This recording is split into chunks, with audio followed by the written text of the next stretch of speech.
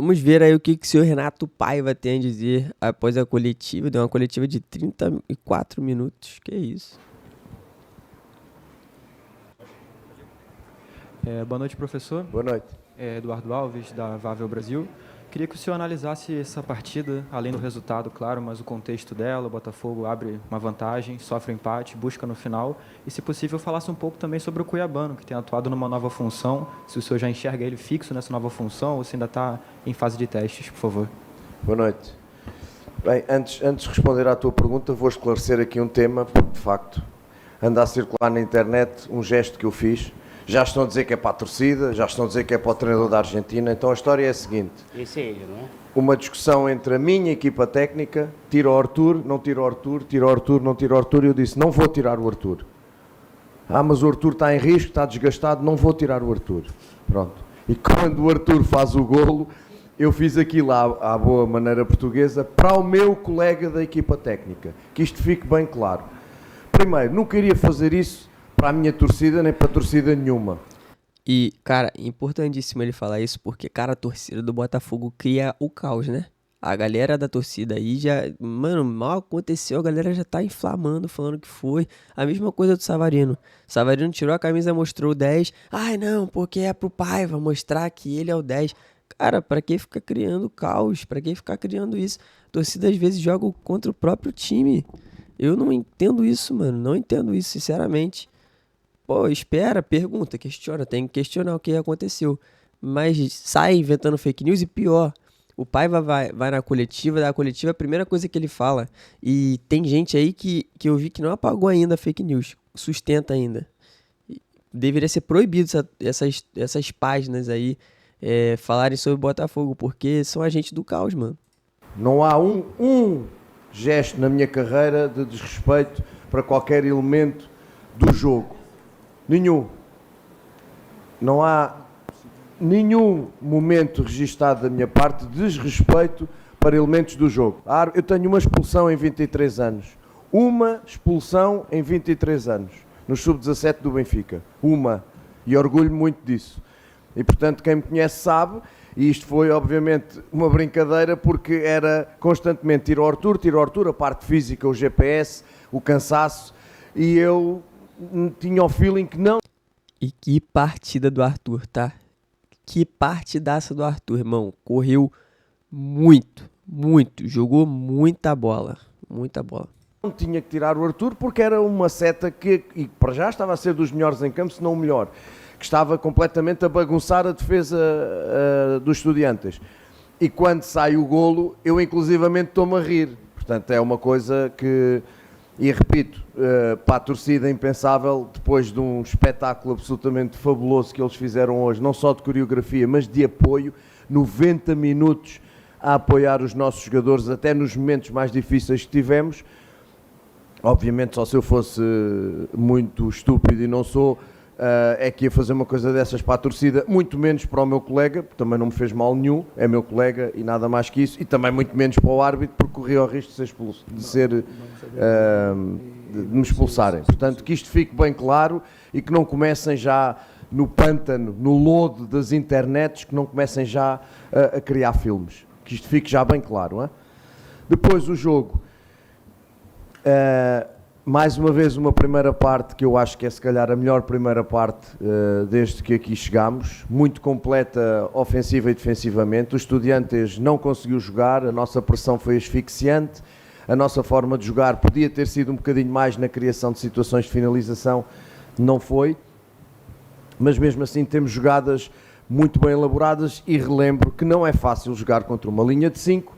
Nós, ao intervalo, mostrámos imagens aos jogadores. No momento do cruzamento, estavam 4 jogadores dentro da área. E eu disse, não caiam na tentação dos cruzamentos diretos. Procurem as costas ou procurem os intervalos da linha defensiva. Porque não é fácil.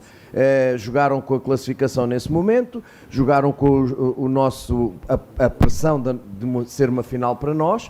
E nós mantivemos a serenidade de não cair numa situação de cruzamentos e tentar fazer saltar a linha de 5. Inclusivamente eu corrigi-lhe um posicionamento do Cuiabano que estava muito metido na linha e o Teles não tinha condição de poder jogar de forma de articular e mexer e fazer saltar os jogadores da linha de 5.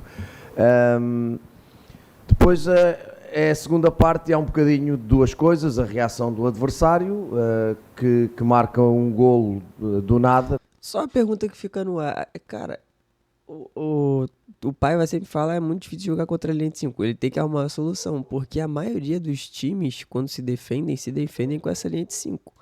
Seja ela no meio de campo ou na zaga. Alguns só intercalam, uns pulam o quinto jogador para frente, para uma linha da frente, outros deixam para a última linha, mas assim, é bem comum, e aí ele vai ficar sempre falando isso, cara, eu não aguento mais, velho.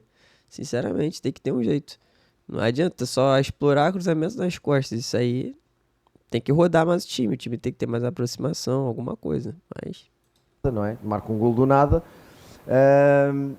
num penalti do nada, e depois o cansaço de alguns jogadores, de facto, o cansaço de alguns jogadores, e tu estás sempre nisto, sentes que de facto o Arthur está cansado, sentes de facto que o Marlon está cansado, mas depois é o Marlon que faz o passo para o Arthur e é o Arthur que faz o terceiro golo, e o treinador vive nestas incertezas, e por isso é que é a nossa vida de tomar decisões, e por isso é que eu fiz o gesto, fiz ao meu colega, e basicamente é isto. Em relação ao Cuiabano, dentro daquilo que nos tem acontecido, o contexto de lesões e de castigos e tudo mais, como eu sempre digo, aqui nem nenhum microfone deste país, ou quando jogamos na Libertadores, eu me vou queixar da falta de jogadores, só me vou queixar quando me faltarem 20, aí eu vou-me queixar.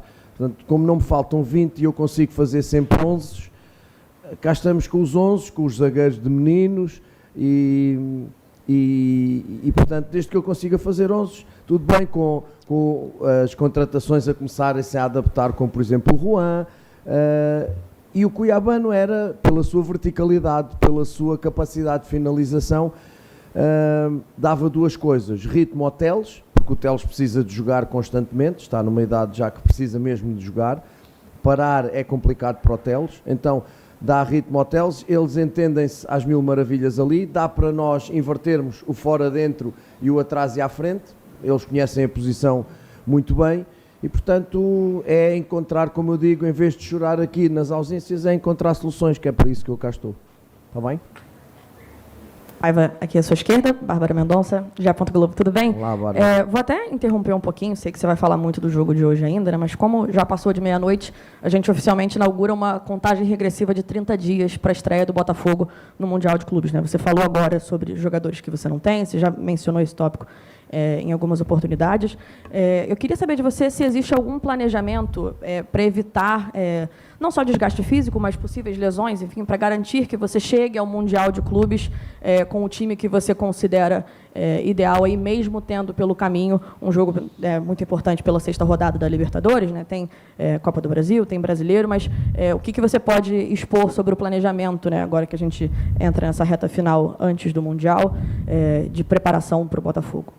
Bárbara, essa pergunta, Bárbara, com tantos jogos em 3 dias, com tanta competição que estamos a disputar, com vamos lá ver, uma final, sim, porque afinal o calendário pôs-nos a jogar os 2 últimos jogos em casa, não fomos competentes na Argentina nem no Chile, e estamos a pagar essa fatura, não é?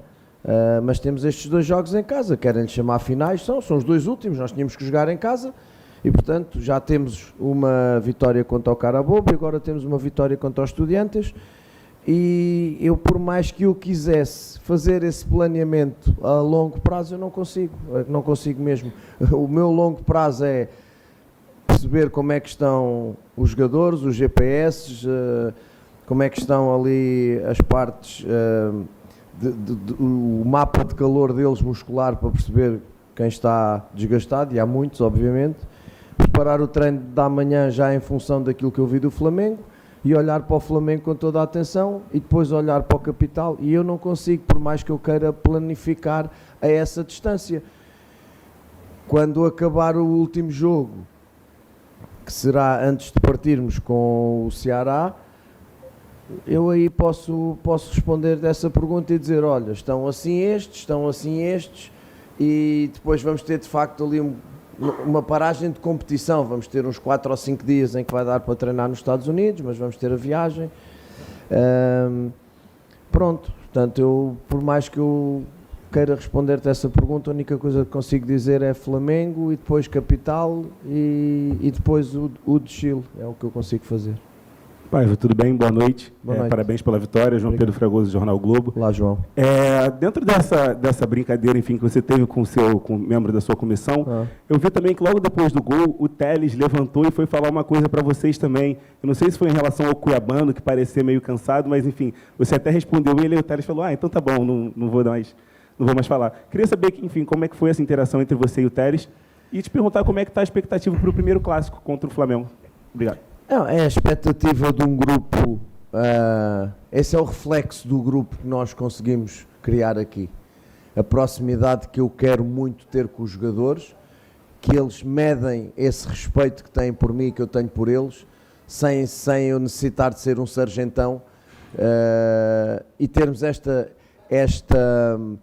capacidade e proatividade até da parte deles. O Telles o que veio dizer foi: Mister, fecha o jogo. Foi o que ele veio fazer, porque é a experiência dele, não é um jogador jovem, é um jogador com muita experiência que jogou em grandes campeonatos, e aquilo que ele veio dizer foi exatamente uma coisa que eu já tinha decidido, que era fechar o jogo. É óbvio, não é? Quem anda no futebol há muito tempo olha para o jogo como está e de facto tem que tomar a decisão depois do 3-2 de fechar o jogo, por muito que as pessoas queiram ou não queiram, e obviamente correndo o risco, mas tínhamos jogadores desgastados. E aquilo que o Telles veio com toda a sua vontade de ganhar, mas também com o seu respeito e proximidade que tem para a equipa técnica, vem-nos dizer exatamente isso e nada mais que isso. Flamengo. É um tremendo elenco que temos pela frente, uma equipa que tem uma forma de jogar muito bem vincada. Só o link, muito importante isso dele fechar o jogo, tá? Porque na época do Arthur Jorge e do Luiz Castro, o John Textor ficava bolado, porque o Botafogo ficava segurando a bola, mas, cara, faltavam, 10 minutos para acabar a partida, uma parada assim. E, irmão, é bola no mato que o jogo é campeonato, é Libertadores, isso aqui não é Campeonato Brasileiro. Então, tinha que fechar a casinha mesmo. Porque todos os times fazem isso com a gente, rapaziada. Quer ficar nessa de, tem que jogar bonito. Eu não quero jogar bonito, eu quero ganhar. Tem um treinador com uma escola de grandes treinadores e que, de facto, quando ele quis ser treinador, bebeu deles e aprendeu muito. Está a fazer um grande trabalho, mesmo começando há pouco tempo enquanto treinador. A equipa joga muito bem, a equipa está nos lugares lá em cima e o que eu quero é que a minha equipa vá jogar contra o Flamengo como tem jogado, em especial nos 2 últimos jogos, com o Internacional e com o jogo de hoje. Olhos nos olhos, somos duas grandes equipas do Brasil e do Rio de Janeiro, somos os campeões em título da Série A e temos que chegar e mostrar essa forma. E porque também é urgente nós fora de casa mudarmos um bocadinho a cara que temos, porque temos uma cara aqui em casa e já vão 6 jogos e 5 vitórias nos últimos 6 jogos, só perdemos com o Bahia, e de facto temos que mudar a cara do que é jogar fora para sermos mais competentes, crescermos nas tabelas classificativas e lutarmos por títulos. Não pode continuar isto de ser sol e noite e dia, se jogamos em casa ou se jogamos fora. Jogar em casa com esta moldura fantástica, com o que tivemos aqui hoje, e mesmo com os 7.000 que vieram aqui no último jogo, que apoiaram e os jogadores sentem e precisam, comportamento fantástico hoje. Era muito fácil, até no 2-2 dos Estudiantes, o adepto, a torcida ter desistido da equipa, mas sentiu que o que a equipa fez até ali era, se é que podemos falar em justiça, era muito injusto. E foram eles o 12º jogador que nos levou a acreditar que o 3-2 estava ali, mas para além de que a exibição, para mim foi uma exibição fantástica, que nós vulgarizámos uma equipa como os Estudiantes e que do nada fez o 2-1, entrou no jogo e pronto, demonstrou de facto grande caráter e grande personalidade da nossa equipa, mas sem a torcida eu tenho quase a certeza que não teria sido possível. Vamos lá jogar zero medo, muito respeito por uma instituição muito grande do Rio de Janeiro como é a nossa, muito respeito, zero medo e espero que seja um grande jogo, tenho a certeza que vai ser um grande jogo. Paiva, Alan Viana, boa noite, Olá. Parabéns pela excelente vitória. Alan Viana do Visão Botafoguense. Olá, Então, nos últimos 3 jogos, o Botafogo melhorou consideravelmente a sua média de gols marcados. Nos últimos 3 foram 9, né? E se pegarmos os últimos 6, foram 15 gols marcados nos últimos 6. Obviamente, você vai me responder que é treinamento, mas eu já vou te adiantar. O treinamento... Não é não. Não é não. Então, que ótimo, Não dá nem pra melhor treinar, ainda. né? O que você atribui essa evolução no sistema ofensivo do Botafogo, principalmente nesse recorte de 3 jogos, com especial para esse jogo de hoje, que você enfrentou em alguns momentos um 6-3-1 na fase defensiva. Deu para notar isso. E eu queria que você pudesse falar um pouco dessa evolução no sistema ofensivo. E vai recuperar... Alguém para domingo volta? Perdão. Ora bem, a questão ofensiva é de facto, eu também estou a exagerar, temos um ou outro momento em que podemos treinar, quando temos assim, agora vamos ter só jogo domingo, amanhã vai recuperar toda a gente e possivelmente depois de amanhã ainda vai estar gente a recuperar, mas no sábado nós vamos conseguir fazer qualquer coisa, ainda que volume muito baixo, mas questões posicionais, porque é aquilo que eu digo, a vantagem do jogo posicional são as dinâmicas que se criam, basta aos jogadores perceberem onde é que estão, com quem é que estão acompanhados e a partir daí o tipo de dinâmicas que já é deles. O passe e desmarca, a combinação direta, o ataque à profundidade e outro jogar no apoio, um na profundidade e outro no apoio, o fora dentro, dentro fora, isso já são dinâmicas do jogo dele. Eu só quero é que eles estejam juntos, que hoje não aconteceu na primeira parte, quando o Teles recebia a bola, tinha que cruzar ou jogar para trás porque faltava chegar ali o Cuiabano e o Arthur para poderem fazer mexer a tal linha de 5, porque de facto o grande mérito é fazer 3 golos a uma linha de 5 e como tu dizes às vezes de 6 e não é fácil, portanto esses detalhes que nós vamos trabalhando pontualmente com a ajuda do vídeo, depois é o jogo, é o jogar constantemente, é eles conhecerem-se, porque como não podes treinar, eles têm que crescer jogando. É o mais correto? Não é. Para mim não é. Para mim não é. E quando começarmos a perceber que os espetáculos do futebol no Brasil começam a baixar, porque as equipas não treinam. Não treinam. E isso é um problema. As equipas só jogam. E naturalmente, como tu não treinas e não preparas, só recuperas e jogas, a qualidade dos espetáculos vai baixar. Mas não tenho a mínima dúvida. Mas pronto, é o que é.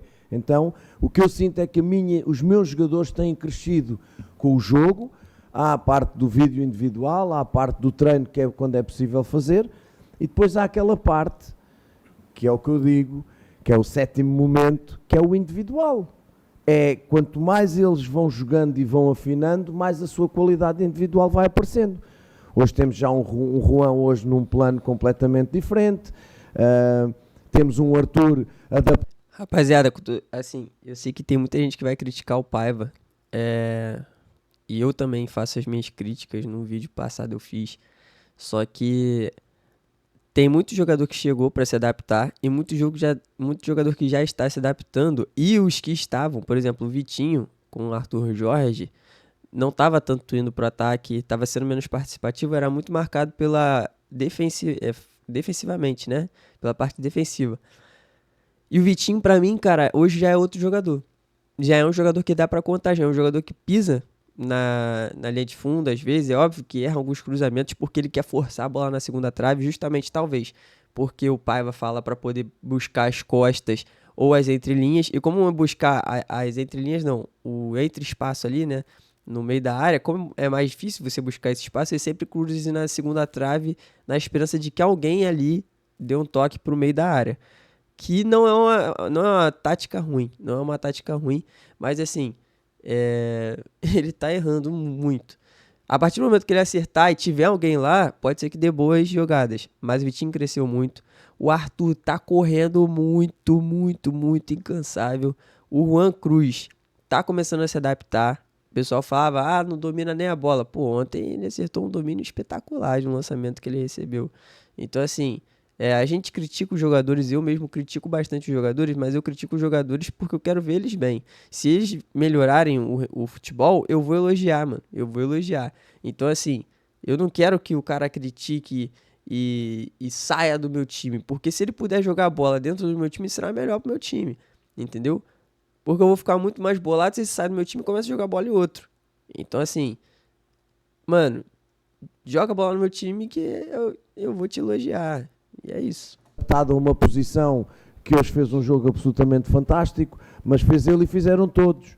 Porque eu não gosto de individualizar, de facto, vou voltar a dizer, como disse ao seu colega, encontrar soluções nos problemas. Podia estar aqui a dizer, aí não temos o Savarino e agora se calhar vamos perder os jogos todos. Em vez disso, olhar para o que tenho e encontrar soluções. E jogar com o Internacional, que eu não sei se alguém me vai me perguntar, mas eu vou já dizer, jogar com o Internacional só com o 9, porque temos Masteriano lesionado, e porque eu já sabia que os Estudiantes vinha com linha de 5 e eu ia precisar de 2 novos. Então mudei um bocadinho para o Internacional para ter o Juan fresco, porque o Igor é um morto de trabalho. E portanto, porque é que eu fiz isto hoje? Porque sabia que os Estudiantes vinha com uma linha de 5, vinha jogar com a classificação e com o resultado, e eu precisava de facto de 2 novos metidos ali, para fazer o esquema tático que nós preparámos para este jogo e que correu lindamente, libertando o Arthur. Porque esses 2 novos, para além de muita coisa, também libertam o Arthur e deixam-no desbloquear o jogo como nós queríamos. Portanto, o Juan Cruz fez uma partidaça. Ele cobriu muito o lado direito, às vezes, quando o Arthur estava por dentro, na marcação. E, cara, eu sei que muita gente critica e tal, mas não faltou vontade pro moleque. Não faltou, a gente tem que lembrar que o moleque é novo. Não faltou muita vontade. Cara, é um jogador que se entrega muito, muito, muito. E às vezes o que o Juan se entrega, se o Marlon Freitas se entregasse, o Marlon Freitas estava na Europa. Encontrar soluções nos problemas. E é o crescimento deles, e é crescimento em treino, crescimento em menos treino, em muito jogo e a individualidade deles a subir. A outra pergunta era, Alain? Não, volto eu e os que jogaram hoje regressamos, porque não, em princípio não vamos também forçar nada e portanto vai o mesmo grupo jogar contra o Flamengo. Renato, boa noite. Leonardo Pereira do Portal Jogada Olá, 10. Boa noite. Primeiramente, parabéns pela vitória. Obrigado. Numa escala de grandeza, olhando para o macro, você coloca a resiliência do Botafogo acima do repertório apresentado pelo primeiro tempo, do time voltar depois de levar um 2-2, ter uma queda física? E a segunda pergunta é um velho clichê no futebol. Hoje você só trocou o Jefinho pelo Juan. Se o Paiva, enfim, encontrou a equipe ideal, o esquema tático ideal diante de tantos desfalques. Muito obrigado, parabéns pela vitória novamente. Obrigado pela pergunta. Por mais que eu queira dissociar ou afastar os componentes de rendimento, eu não consigo. Se for só resiliência, tu não dás 2 pontapés seguidos na bola. Se for só técnica, tu não sabes o que andas a fazer no campo. Se for só tática, se não des 2 pontapés na bola, ou não conseguires fazer um passe e uma recepção, que são os fundamentos básicos, não consegues jogar porque é só técnica. Então, por isso é que os 4 fatores de rendimento em cada exercício de treino, para mim, são completamente fundamentais. O psicológico, o técnico, o físico e o tático. Faltou o físico. Se não tiveres motor, também não jogas. Não consegues fazer uma pressão asfixiante hoje como fizeste ao nosso adversário. E, portanto, eu não consigo dissociar os 4. Se me disseres qual é o que manda quando tu fazes um exercício de treino, é a senhora, é a tática. Eu sou muito cavalheiro, é a tática. É ela que manda. Ela define porquê? Porque é o ensinar o jogo aos jogadores, é ensinar aquilo que nós queremos. Então há um exercício que fazes com uma componente tática que direciona os jogadores para aquilo que tu queres que eles apreendam, mas depois os outros 3 têm que estar presentes. Hoje, tu falas de resiliência, mas falas de resiliência no 2-2, não é? Depois do 2-2. Só que antes da resiliência houve a tática, a técnica, a física e houve também a resiliência ou a vontade, a parte emocional de dizer: o Estudiantes não joga, não vai jogar, não vamos deixar o Estudiantes jogar. E fazem 2 passos e têm que ficar sem a bola. Portanto, não dá para dissociar. Eu não consigo. Há quem possa fazer isso, eu não consigo nem quero, porque acredito muito nesta forma de trabalhar. Ok? A outra era É assim, tu vais ficando sem soluções e obviamente vais encontrando dentro daquilo que tens um 11 onde tentas não mexer muito. Eu não gosto de mexer muito, mesmo com este calendário pesado, não gosto de mexer muito, gosto de manter ali uma espinha dorsal, uma coluna vertebral onde eu não gosto muito de mexer, mas sou obrigado a isso, e como sou obrigado a isso, volto a dizer que tenho que encontrar soluções. E desde há algum tempo para cá, a equipa, e é isso que eu quero, que os meus adversários, por exemplo, que o Filipe Luís agora esteja a pensar, vem um Botafogo com 2 avançados ou vem um Botafogo só com um avançado? Em 4-3-3 ou 4-2-3-1? É este trabalho porque ele faz... Outra coisa que eu gostei muito na chegada do Renato Paiva, esse ponto de interrogação na cabeça do adversário. A gente, ano passado, a gente era a mesma forma de jogar sempre. As equipes que se retrancavam se beneficiavam e o Botafogo dificilmente jogava com 2 atacantes, né, com Arthur Jorge. Esse ano, a gente tem essa pulga atrás da orelha. O cara não sabe se ele vai jogar contra 2 atacantes ou se ele vai jogar somente contra 1. Isso é muito importante, tá? Porque é variação de jogo e o cara não sabe quem escalar. Isso é muito, muito bom. Quando a equipe já tem uma equipe definida ali, é muito simples. Você bota a escalação ali para ir contra aquele 4-2-3-1 ali, se sempre joga no 4-2-3-1, né? E já é meio caminho andado ali taticamente. O restante vai depender da técnica dos jogadores. Mas taticamente a equipe está posta. Agora, quando você coloca 2 centroavantes ou um atacante só, você tem que mudar muito o jogo, porque a forma de jogar é diferente. Faz-me o mesmo e eu tenho que pensar nisso também. Portanto, manter alguma imprevisibilidade sem eles saberem como é que vamos entrar. Eu quis fazer isto de propósito entre o jogo do Inter e o jogo de hoje, porque é a única forma que eu posso ter de surpreender. E os jogadores estão a dar uma resposta extraordinária, muito boa. A equipa conseguiu jogar com o Inter muito bem com um avançado e hoje joga muito bem com 2 avançados. É isto que eu quero. E fazer crescer aqueles que têm jogado menos, e com estas oportunidades e com estas lesões, por isso é que eu digo, desde que eu entro sempre com 11, top. E é o que tem acontecido. Portanto, é isto. Boa noite, Renato. Pedro Henrique Carvalho, da Band News FM. Olá, Pedro. Você falou em alguma das suas respostas sobre um pênalti do nada e do nada a outra equipe empata. Queria que você tentasse traduzir para mim o que aconteceu nesse momento de instabilidade, né, na volta do segundo tempo. O Botafogo faz um gol muito rápido e 10 minutos depois toma um gol e depois mais 15 sofre o empate. E que você falasse um pouco também do Marlon Freitas, que parece cada vez mais confiante, cada vez mais líder desse time, né? É um jogador que remanesce do ano passado, e a jogada do gol sai de um passe dele, como foi no jogo contra o Internacional. Ele acha 2 passes parecidos. Se você acha que os jogadores do Botafogo entendem o momento certo de utilizar esse jogador que é diferente no time do Botafogo. Obrigado. Obrigado. É assim, quando eu digo que nós fazemos o 2-0 e o jogo está controlado, o adversário só com cruzamentos é que nos estava a gerar perigo. E se vires o lance do pênalti, se é que é pênalti, se é que é, mas se tu vires é uma coisa completamente inusitada. Há ali uma bola no ar, o Gregor nem está a olhar e a bola, se é que lhe bate na mão. Se vamos considerar isto pênalti, quem manda é o árbitro e o VAR, e eu aí não me meto, porque isso eu não controlo nem quero, e nunca falei de arbitragem. Agora, a verdade é que a jogada nem sequer diga, não podemos dizer que é uma grande oportunidade, é um remate e o jogador defende a bola para que ela não entre com a mão. Não é nada disso. É uma jogada do nada. Pronto.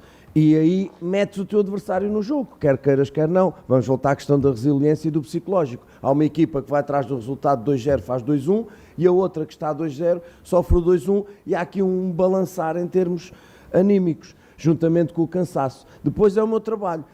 Há jogadores muito cansados, há Marlon, Gregor, os 2 zagueiros têm estado a jogar quase sempre, Igor, Arthur, têm estado a jogar quase sempre, mas depois é assim, a discussão de onde saiu a cena era tira o Arthur por questões, e o Marlon está cansado, mas tu, enquanto treinador, tens aquele feeling de conhecer os teus jogadores e dizer assim, o que é que ganhas mais? É tirá-los para eles descansarem ou deixá-los ali porque a qualquer momento eles vão fazer aquilo que sabem fazer tão bem?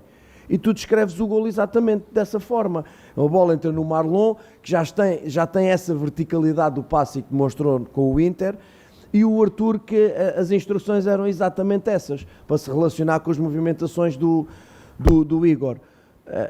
Isto o treinador vive sempre disto. E depois, se acertas, se ganhas, és o maior, se não ganhas, já não és, e em 3 dias lá veio a história do iogurte e da validade. Portanto, eu tenho que tomar decisões, é para isso que eu tenho que tomar decisões. Hoje acertei, e por isso é que eu fiz aquilo, porque acertei, porque eles de facto estavam preocupados com a questão física do Arthur. Daí o golo do nada, só isso. Não é tirar mérito aos Estudiantes, até porque depois faz um segundo golo com uma jogada e nós começámos de facto a recuar, porque é aquilo que eu digo, estás a ganhar, sofres o 2-1 e depois a tendência, não sou eu, se vocês me virem ali, eu só os mandei vir para a frente e que subam, mas estávamos de facto a recuar. E eu até ia meter o Alan quando eles fizeram o 2-2, já estava o Alan para entrar, para termos mais bola, quando eles fizeram o 2-2.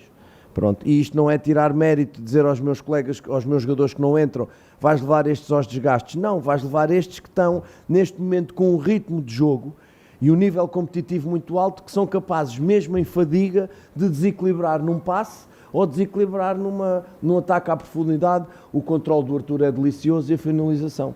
Só isso. Era só esta, não era?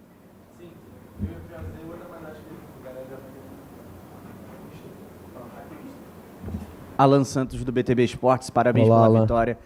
O primeiro gol teve uma identidade toda de jogadores que chegaram dentro dessa temporada, né? Teve ali o Jair, Arthur e a conclusão do Juan Cruz. O torcedor também está com uma expectativa para essa próxima janela. Queria saber o que você espera do Botafogo também, um pouco mais agressivo também dentro dessa janela, visando o Super Mundial. O torcedor sonha até com o retorno do Thiago Amado. Queria saber um pouco de você, mister. É aqueles senhores que estão ali de preto, está a ver? Isso, da questão da janela. Nós queremos sempre mais e melhores jogadores. Não há nenhum treinador do mundo que não queira mais e melhores jogadores. E eu não fujo à regra, não é? Estou tremendamente satisfeito com o grupo que tenho. Tenho a paciência, tenho que ter a paciência, o cérebro, em vez de me deixar invadir por emoções e por paixões, que esse de facto é a alma do torcedor, mas eu tenho que ter o cérebro, a visão, a tranquilidade de trabalhar com eles todos os dias e perceber quando é que eles podem jogar, quando é que eles já estão preparados, quando é que eles já se adaptaram. E pronto, e o Juan é um caso desses, como têm sido outros. Como por exemplo hoje na jogada, quando tu jogas contra uma linha de 5, posta daquela maneira em campo, com os médios muito baixos, quem tem que desbloquear o jogo são os teus zagueiros, ainda mais quando constróis a 3. E portanto isto é trabalhado.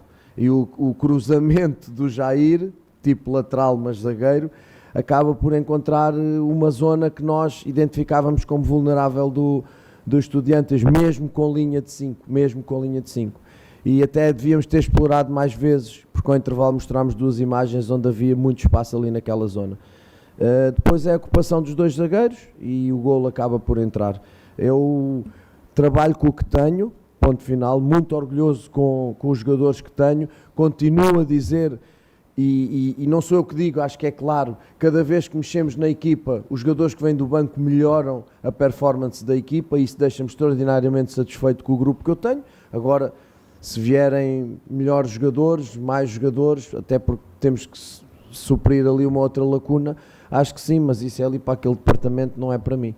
Portanto, e temos tempo até lá, até a janela se abrir, há muita porta para abrir e para fechar também. A última aqui para fechar. Boa noite, Renato. Marlon Veltri, Sintonia Esportiva, parabéns pela vitória. Marlon? Isso. O nome de craque. Renato, você bem falou do calendário, né, do futebol brasileiro, que é muito extenso, muito desgastante também para os jogadores, e as competições vão começar a afunilar. Tem Copa do Brasil, tem Campeonato Brasileiro, tem Libertadores. O Botafogo foi campeão da Libertadores e do Campeonato Brasileiro ano passado, e a Copa do Brasil é um título que o Botafogo ainda não tem. Já houve uma conversa entre comissão técnica e diretoria de alguma competição que venha a ser prioritária quando o campeonato afunilar? Seria a Copa do Brasil essa competição? E também falando um pouquinho, né, sobre o jogo, muito se fala da arbitragem brasileira, mas na própria Libertadores a gente acaba vendo muitos erros de arbitragem. O Botafogo tinha um jogo controlado, tinha mais posse, tinha mais finalizações, abafava muito o Estudiantes não conseguia jogar, e após um pênalti, no mínimo, duvidoso, o jogo se tornou complicado para o Botafogo. Então, eu queria que você falasse um pouquinho também sobre a arbitragem na partida de hoje. Obrigado. Obrigado. Eu nunca falei de árbitros em relação à avaliação de lances, porque eu não quero ser árbitro, porque há um árbitro para tomar decisões e um VAR, há pessoas especializadas para isso, e eu acho, muito pouca gente defende a arbitragem brasileira, é a minha opinião. Eu acho muito pouca gente defende a arbitragem brasileira, porque a arbitragem brasileira não é profissional. A arbitragem profissional em vários países do mundo, em que o árbitro não faz mais nada que não seja preparar o próximo jogo, treinar níveis físicos, treinar, preparar-se para o jogo, e não faz absolutamente mais nada. Agora imagine um árbitro que trabalha durante o dia, que ao final do dia tem que ir trabalhar, seja em cima do jogo, seja a parte física. E eu pergunto, por exemplo a ti, Marlon, se tiveres que ir ser, Deus queira que não, levar uma cirurgia ao coração, não é? Tu vais escolher um médico com 20 anos de experiência profissional ou um médico que vai fazer uma operação de vez em quando? É óbvio, não é? Eu não quero ser radical em pôr em causa o que é a arbitragem e a vida de uma pessoa, mas de facto, nós todos, em qualquer área, vamos sempre procurar o mais profissional possível.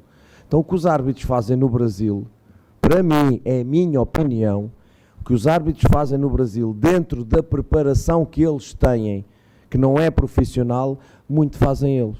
E vão se enganar, vão se enganar. O árbitro vai se enganar. Quem já não se pode enganar tanto é o VAR, porque o VAR está sentadinho, tem imagens para trás, para a frente, não é? O árbitro não. O árbitro de repente vai apitar, passa-lhe um jogador pela frente, não viu, e nós caímos todos em cima do árbitro. Agora que há VAR, o VAR existe para apoiar e para ajudar o árbitro. Portanto, nunca critiquei árbitros, nem vou criticar, é um trabalho dificílimo que eles têm, decidir em centésimas de segundo. Graças a Deus veio o VAR para ajudar, às vezes não ajuda, pronto, mas isso já não é a minha questão. Agora eu acho que um campeonato deste nível e um país desta dimensão merece árbitros profissionais. Esta é a minha opinião. Depois, o que encontramos aqui na Libertadores são árbitros de diversos países, também têm VAR e também têm uma forma de decidir. Se é sempre o problema, é sempre o critério. Se amanhã vires um lance destes na Colômbia, entre uma equipa do Paraguai e do Chile, num lance igual não marcam pênalti, aí é que começam os problemas. O problema é sempre no critério. Percebes? É isto. A outra pergunta era? Olha, Marlon, eu tenho 18 anos de um clube gigante, mesmo que seja na base, e os clubes gigantes não priorizam competições. Este é um clube gigante, a exemplo do clube onde eu me formei enquanto treinador e profissional. São clubes de dimensão. Porque é que eu digo que são gigantes? Pelos títulos, não quero desmerecer os outros, mas pelos títulos, pela massa da torcida, pela sua dimensão, e os clubes gigantes, pelo menos eu tenho essa percepção, habituei-me e cresci assim, e se me contrariarem, por exemplo, falas em reunião com diretores, se me contrariarem, eu vou bater-me até ao fim, mas eu sei que eles não vão fazer isso para priorizar competições. Não vamos priorizar nada, vamos tentar atacar todas como clube gigante que somos, como campeão da Libertadores e campeão da Série A do Brasil em título, e portanto vamos olhar para as competições todas da mesma forma. Como é que isso se faz? O que eu disse à Bárbara, jogo a jogo, jogo a jogo. O jogo mais importante, Flamengo, e depois Capital, e depois o do Chile, e depois no fim a gente vai ver o que é que conseguiu ganhar, o que é que conseguiu fazer, porque esse é o erro. Tu não podes priorizar quando estás numa equipa grande. Equipa grande é ganhar, ganhar, ganhar, ganhar. Próximo jogo para ganhar, próximo jogo para ganhar, e de preferência fazendo exibições como a que fizemos hoje. Tá? Perfeito. Obrigado a todos. Primeiro, boa noite, obrigado. Rapaziada, essa daí foi a coletiva do Paiva. Gostei, mais uma coletiva muito boa. Contra o Inter ele já tinha dado uma coletiva muito boa, essa também foi muito boa. E é isso aí. Como eu falei no vídeo lá sobre o jogo, do pós-jogo, né? Que pra mim o importante é ganhar. E o Paiva já vem reafirmando isso aí, que time grande tem que pensar em ganhar. Não importa, não tem essa de priorizar brasileiro, Libertadores. O importante é sempre ganhar, ganhar, ganhar. Beleza? Então é isso, tamo junto. Até o próximo vídeo. Falou!